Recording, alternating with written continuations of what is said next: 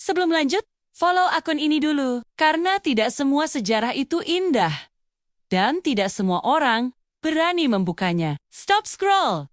Kalau kamu pikir Padalarang cuma jalur lewat, kamu salah besar. Di balik jalur kereta, pegunungan kapur, dan ramainya kendaraan, pernah ada gunung yang dihancurkan, manusia yang dipaksa bekerja sampai jatuh, dan sejarah kelam yang sengaja dikubur rapat-rapat. Yang kamu lihat hari ini bukan Padalarang yang sebenarnya. Tonton sampai akhir, dan kalau kamu merasa cerita ini penting, share video ini, karena tidak semua orang siap mengetahui. Inilah sisi gelap Padalarang. Padalarang selama ini dikenal sebagai gerbang Bandung Barat.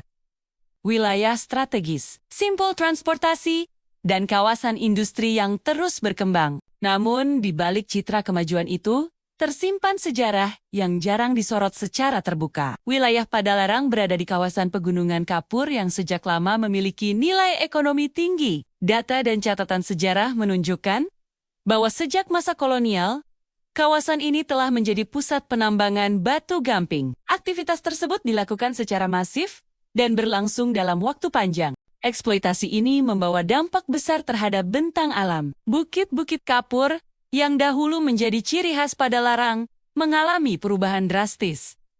Sebagian hilang, sebagian rusak permanen. Dampak ekologisnya masih terasa hingga hari ini, mulai dari perubahan struktur tanah hingga terganggunya keseimbangan lingkungan. Namun kerusakan tidak hanya terjadi pada alam. Pembangunan jalur kereta api dan fasilitas industri pada masa kolonial dan awal kemerdekaan melibatkan tenaga kerja dalam jumlah besar. Banyak pekerja dipaksa bekerja dalam kondisi berat, dengan standar keselamatan yang minim. Catatan resmi tentang jumlah korban sangat terbatas. Namun, cerita lisan masyarakat menyebutkan adanya kecelakaan kerja, penyakit, dan kematian yang tidak pernah tercatat. Kawasan Kars Padalarang juga menyimpan sisi lain yang jarang dibahas. Gua-gua alami di wilayah ini, menurut kesaksian warga dan cerita turun-temurun, pernah digunakan sebagai tempat persembunyian, penahanan, hingga lokasi penghilangan pada masa konflik sosial. Karena minimnya dokumentasi, kisah-kisah ini sulit diverifikasi.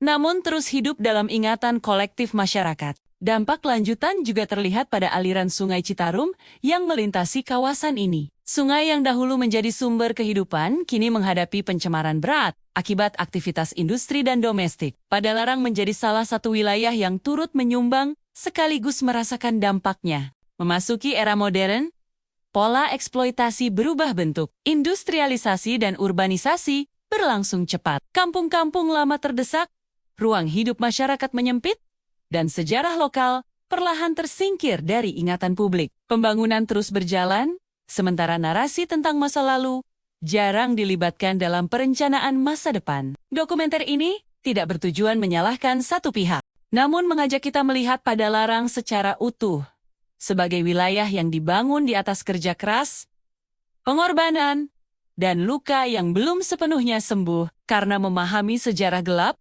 bukan untuk membuka luka lama, melainkan agar kesalahan yang sama tidak terulang kembali.